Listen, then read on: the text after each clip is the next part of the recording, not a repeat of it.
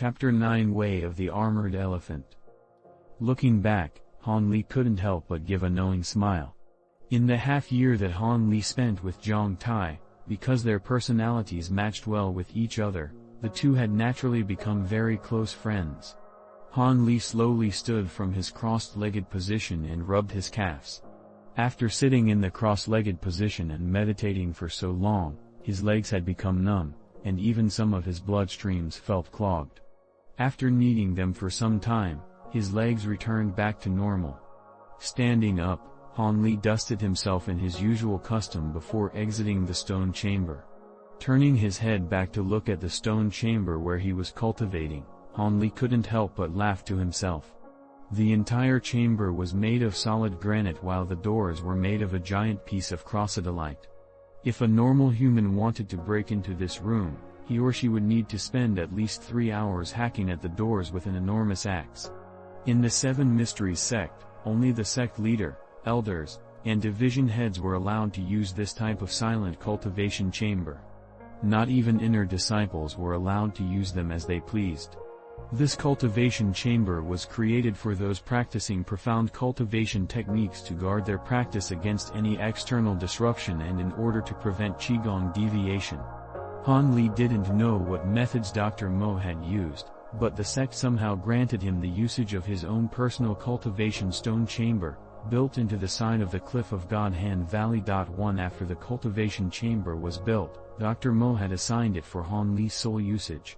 Seeing such a gift, Han Li couldn't help but feel humbled by Dr. Mo's benevolence. Dr. Mo's treatment of Han Li was perhaps too good to be true. Ever since Han Li had become his official apprentice, Dr. Mo had personally dipped into his own supply of herbs for Han Li to consume. Not only that, Dr. Mo also created an unknown medicinal bath for him to soak his body in. Han Li didn't know what types of herbs were being used, but as he watched Dr. carefully refine those herbs, his normally impassive face revealed a hint of reluctance. Even Han Li could figure out that these herbs were extremely valuable. Clearly, these benefits were extremely useful to him, causing Han Li's cultivation speed to increase several-fold. Han Li had recently succeeded in mastering the first layer of the mysterious chant imparted to him by Dr. Mo. During his process of breaking through, his meridians had nearly ruptured several times and he had suffered from some moderate internal injuries. But thanks to Dr. Mo's expertise in the healing arts, the injuries to his meridians were easily repaired, and with the aid of the medicinal herbs, Han Li did not suffer from any serious, permanent damage. Every time Han Li was even slightly injured, Dr. Mo would become even more worried than Han Li himself. This worry manifested itself the entire time he treated Han Li, making Dr. Mo very tense. It was only when Han Li's injuries began recovering that he let out a sigh of relief. Dr. Mo's concern went far beyond that of a normal relationship between master and disciple and caused Han Li to feel a little uneasy about the situation. If it weren't for his third uncle or the fact that no one ever walked out from these valleys, Han Li would have thought that Dr. Mo was actually his long-lost relative based on the attention that he had been showing to Han Li. Walking out of the cultivation chamber, Han Li lazily stretched his body and walked away from the cliff. After he had become an official disciple, Han Li and Zhang Tai moved from their original quarters into their own personal house. As he passed by Zhang Tai's room, Han Li shot a glance inside.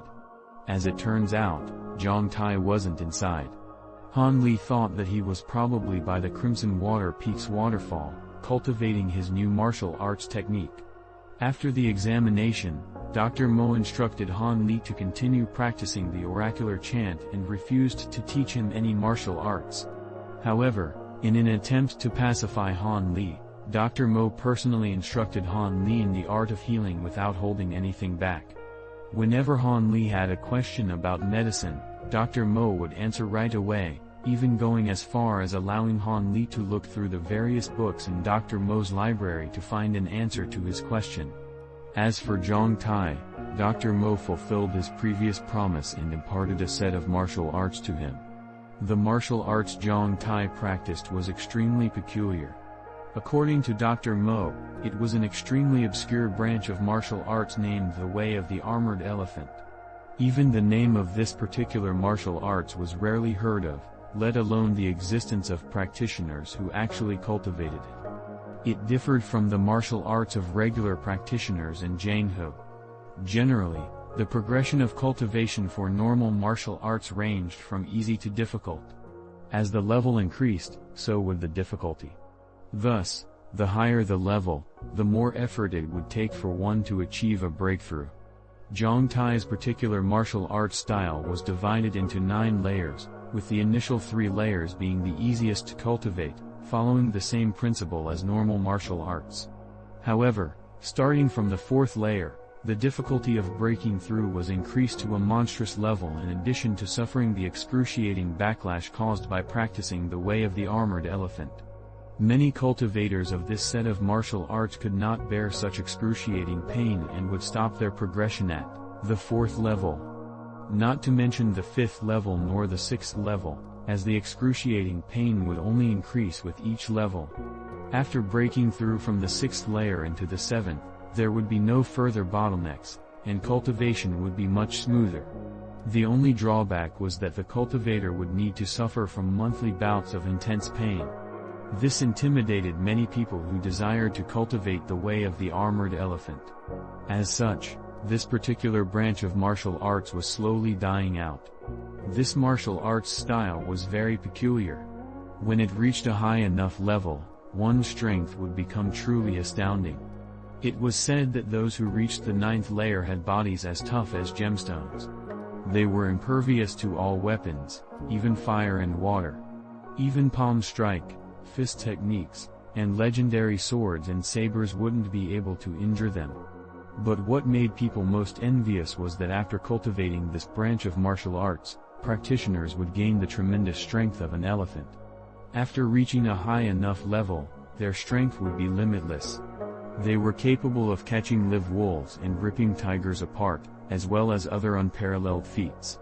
Those who had heard of this style both feared and adored it. Other than the creator of this martial art, there was no other individual who had managed to cultivate it to the 9th layer. Legend has it that the creator of this martial art was born without a sense of pain. That was the reason why he was able to create such a perverse martial art and execute it to its greatest potential. Although Dr. Mo had explained the benefits and consequences in its entirety to Zhang Tai had no concerns about the harm it could bring to his body. He coveted the strength the way of the armored elephant could bring him and promised right away to cultivate in this style of martial arts. Without even looking for another style suitable to him, Zhang Tai had already reached the peak of the 1st layer in 2 months. In order to break through the 1st layer of the way of the armored elephant, Dr. Mo had suggested that every afternoon, Zhang Tai should go to the Crimson Water Peaks waterfall and cultivate under the impact of the surging waters. According to Zhang Tai, this method really did have a godly effect. The difference between the peak of the 1st layer to the 2nd layer was only paper thin, and as long as he worked a little harder, he would break through the bottleneck with relative ease. One Qigong deviation is when cultivation goes awry. The author did not make it clear how Han Li's third uncle prevented him from thinking this.